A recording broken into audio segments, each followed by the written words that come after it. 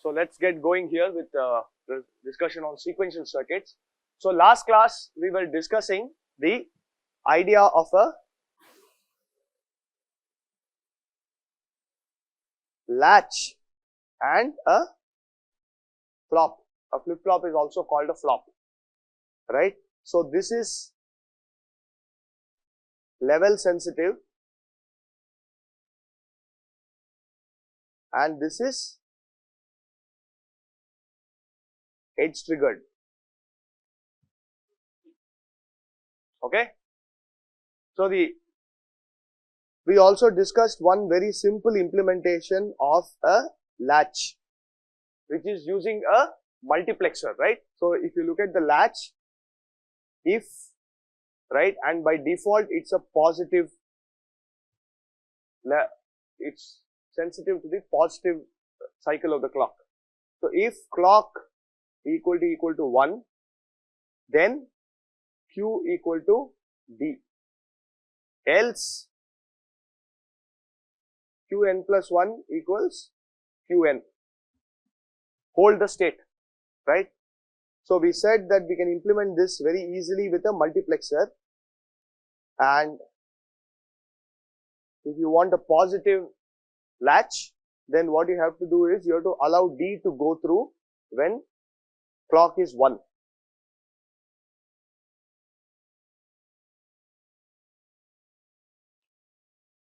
And this is 0.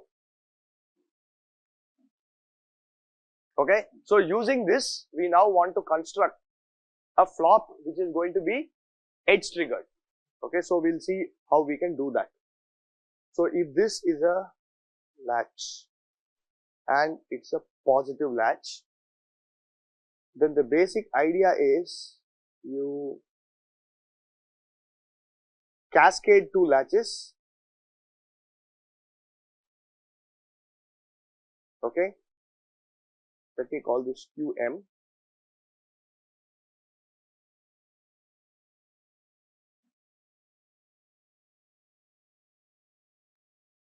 Clock, clock. Okay, I'm going to call this clock only, so we have to fill the 1 and 0 here correctly for the mux. This is Q. Okay, this is a flop. And I want it to be positive edge triggered flop. Okay. So now the question is, what kind of a latch should I put in the first stage? What kind of latch should I put in the second stage?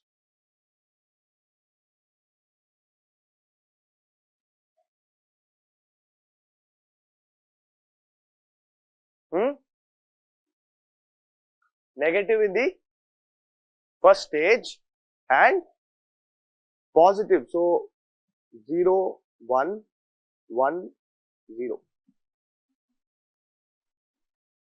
Correct?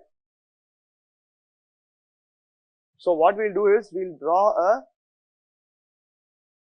maybe I should just select this.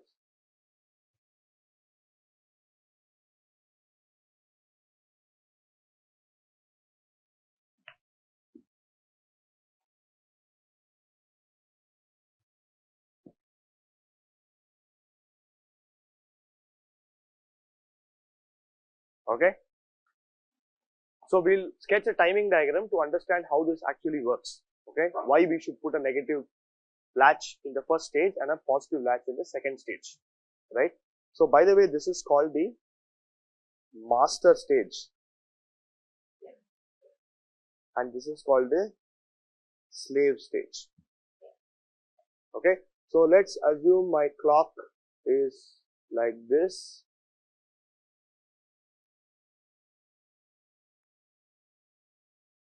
Okay, and my D as usual makes some transitions before the clock, after the clock, and so on. Okay, I'll make some transitions here. So this is D1, D2, D3, D4. Okay.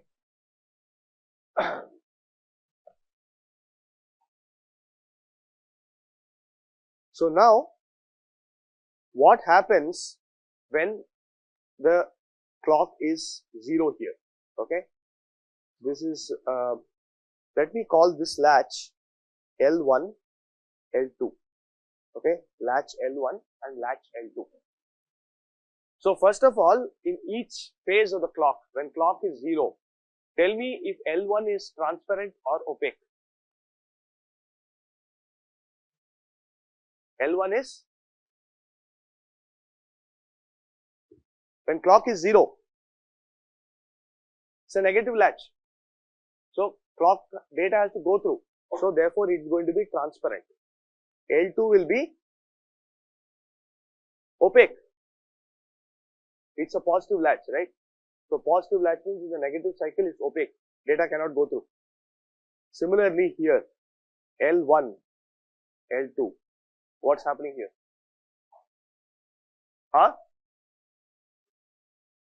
It's reverse. Opaque and transparent. Transparent, L2 is opaque. Okay, and this continues. So what we want to now see is, how is it that we are able to put two level sensitive latches and still make it an edge triggered flop. Okay, so let's see what happens to D1. D1 is, changing in the 0 cycle, during which L1 is transparent.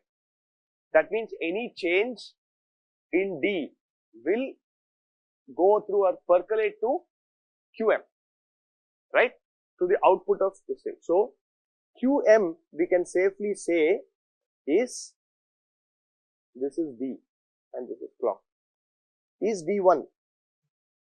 It may have happened with some delay, but given that D1 has settled already, this is going to be D1. Okay. Now D makes a change to D2 before the clock edge. Okay. So what is the sampling edge for L1? Yeah. If it's a negative latch, then it's a positive edge. That's going to be the, so therefore if D1 switches to D2 at least a setup time before the clock edge, then this sampling will happen properly, right? So which means that I'm not going to worry about the contamination delay right now. Okay, I'm just going to make it like this, D2. QM will now change to D2. What happens to the change of D2 to D3 for L1?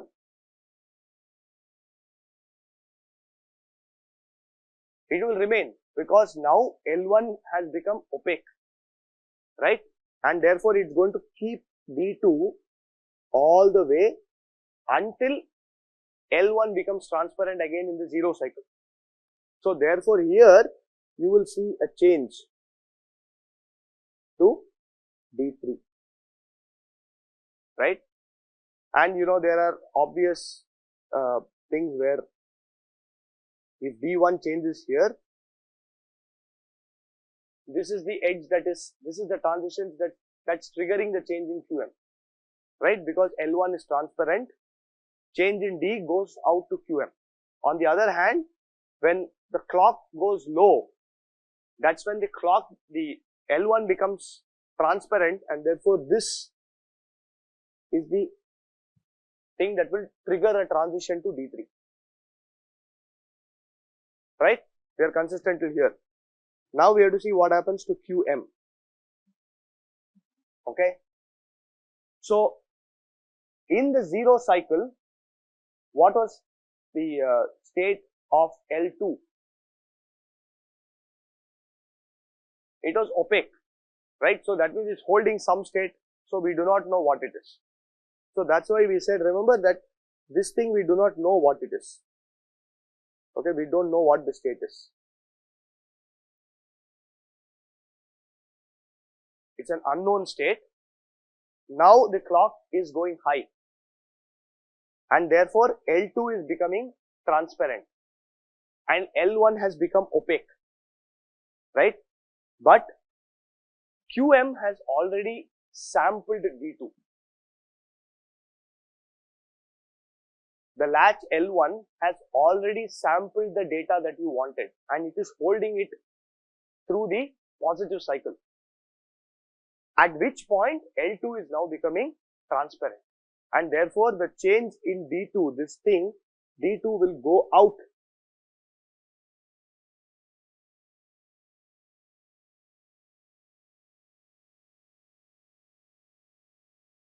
Okay?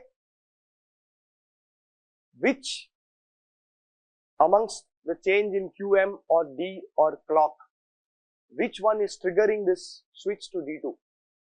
It's the clock, because the clock is now switching and making L2 transparent. It was opaque till now. That's why this is happening. The delay is basically whatever T, P, C, Q or whatever, right? We'll come to that. Now what happens to the change that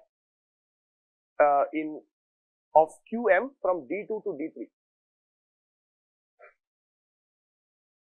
L1 is transparent, but L2 is opaque. The moment the clock goes low, L2 becomes opaque and therefore it is going to retain the state. What is that state? D2. So it's going to simply retain D2 all the way till here. And eventually you will see the same thing, because now D3 has changed. Of course L1 is transparent, so therefore you will find a change. No. So QM, it changes to D3, but then it will also switch to D4. Correct? Yeah, that's right.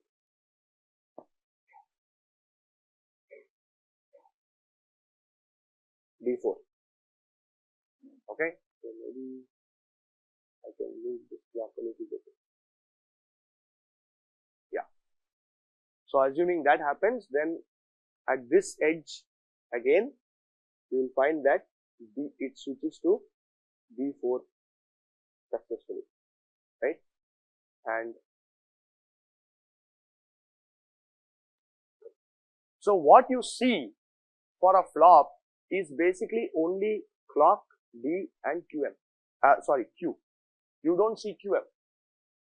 And that's why all the changes are happening with respect to the clock edge, right? So now let me just ask you a question. What is TPCQ of the latch? I mean of the flop.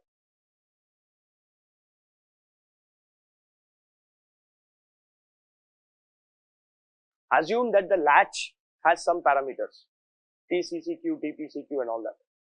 What is TPCQ of the flop? Huh? You agree that this delay is nothing but TPCQ of the flop, right? Let me call it flop. What is that delay? Q of the, in terms of the latch delay component. Exactly. It is TPCQ of L2. It's just how long it takes for data to go from input from the clock going high and making L2 transparent to the data being available at the output of L2. Right? What is T setup of the flop?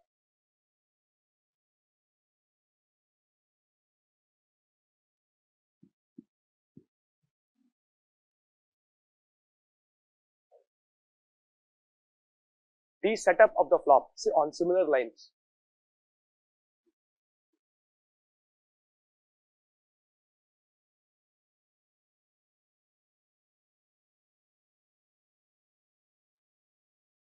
Setup of L1.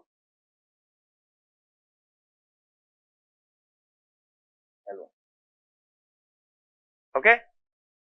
So basically what is happening is L1 and L2 are operating alternately in this transparent and opaque mode and achieving this edge trigger business for you, right? Because L1 is transparent. Basically, if you have to sample on the positive edge, then the first latch should be transparent in that previous cycle. That is when the clock is 0. Only then you can sample and then hold that data, right?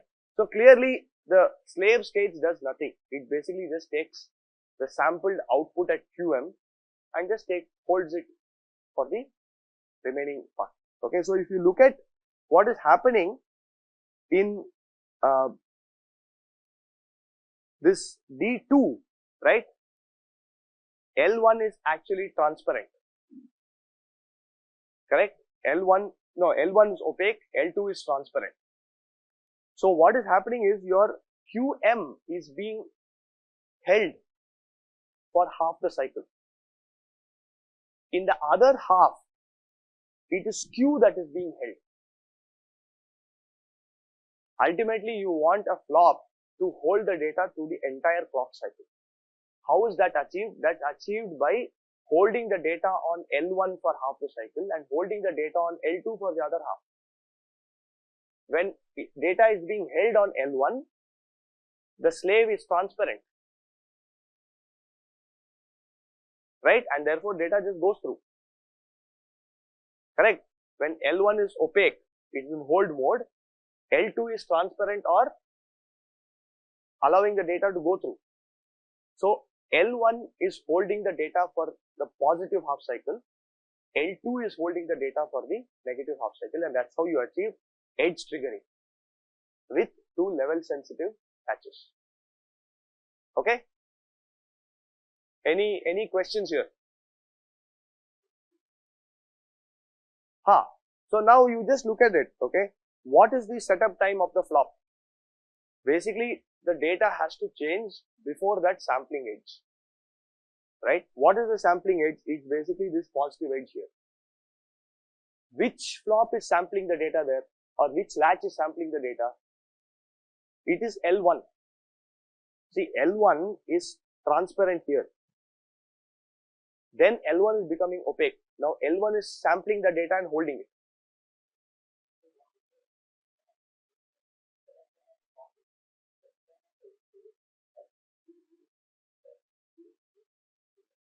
Why TPDQ?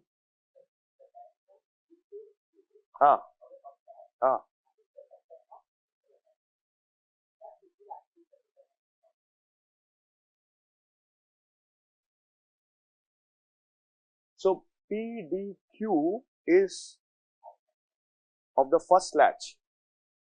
TPDQ is basically this delay, right? This TPDQ, isn't it?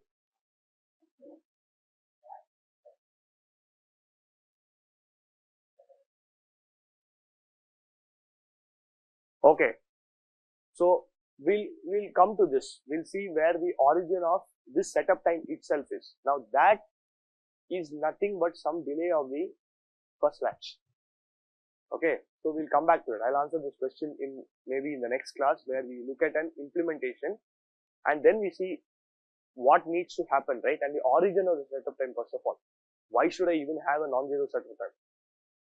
Once we look at that, I can answer that question more clearly. Right now, I'm just saying, if I give you a latch with a setup time value, you can express the flop setup time in terms of the setup time of the latch and the TPCQ of the slave latch. That's all I'm trying to convey here. Okay. So anyway, so let's now look at some circuit implementation.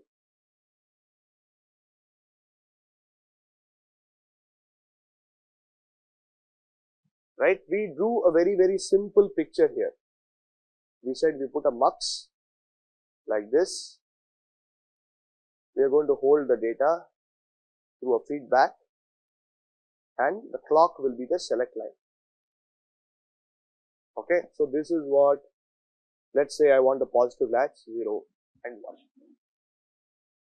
So how do I now implement this in circuit level? The best thing to do for a multiplexer is, what's the best circuit implementation for a multiplexer? transmission gates, right? Pass transistor is just one NMOS or PMOS.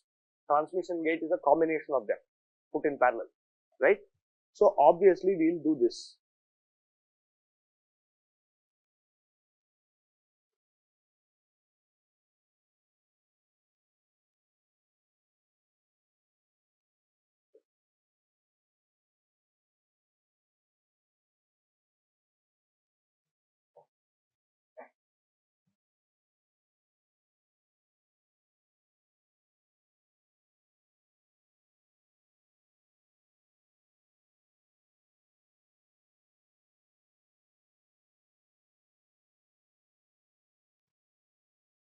Q.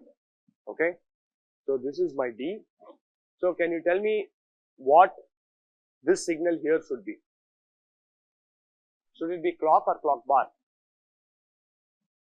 Corresponding to this latch, positive latch. Clock, clock bar.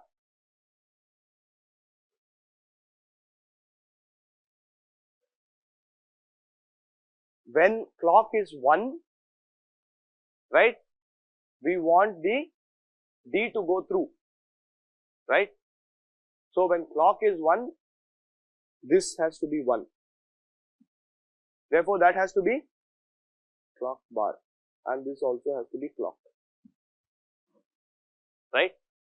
Clearly, we have a, it's okay, it's a very simple implementation, but like I told you, a transmission gate without a driving gate is meaningless. Because I can't tell you what the delay is, I need to know which guy is driving, I can't even characterize this flop. If I want to say that this guy has a setup time of so much, and this has a PCQ of so much, then I need to know which gate is driving this in order to tell you this delay. So that's meaningless. I need to have a standalone flop that I can just characterize and say that these are your setup, hold time, and clock to Q delays.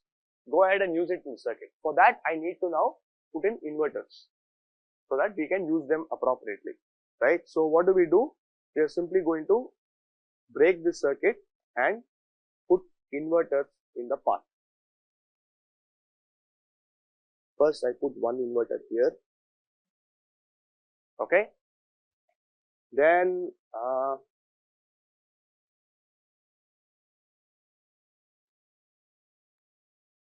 so what do? I can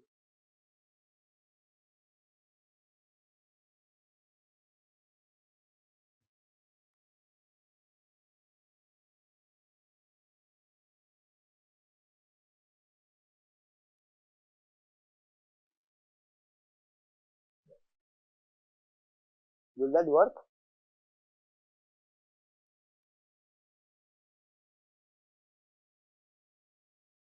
I don't think so.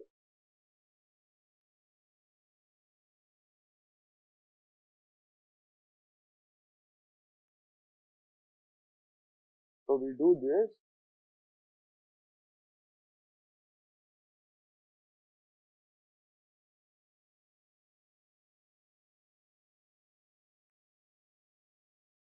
So this is the output. Yeah. Yeah, loop 2 inverter should be there, right? So this is not a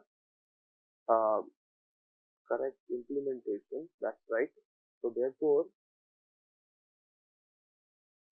this will satisfy my 2 inverter requirement here, right? And of course, I can do this.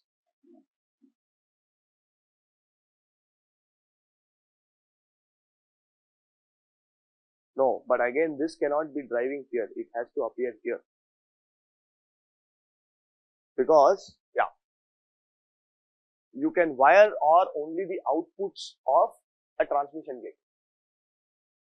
So I cannot connect this to the output of the inverter because that will always be driving something, and I cannot wire or something there. So the wired or connection should always happen at the output of the transmission gates. So this is TG1, TG2. So only those outputs I can wire or, and the remaining. So what you can do is, if you want, you can really avoid this guy and take your output here, right, or Q as I would call it here. Yeah. Okay, this is a very simple circuit implementation of a positive latch with inverters and transmission gates. Okay, so yeah, we are out of time. So in the next class on Monday, we will exactly determine what the setup time and clock to Q delays are for this kind of an implementation. Okay, and hopefully his question also should be answered at that point. Okay, so just be very careful. Sometimes you can get confused if you don't practice this hard enough, where like I did now, you might put the connection here. That can't happen. Remember, wired OR connection has to happen at the output of the transmission gate always, nowhere else. Okay.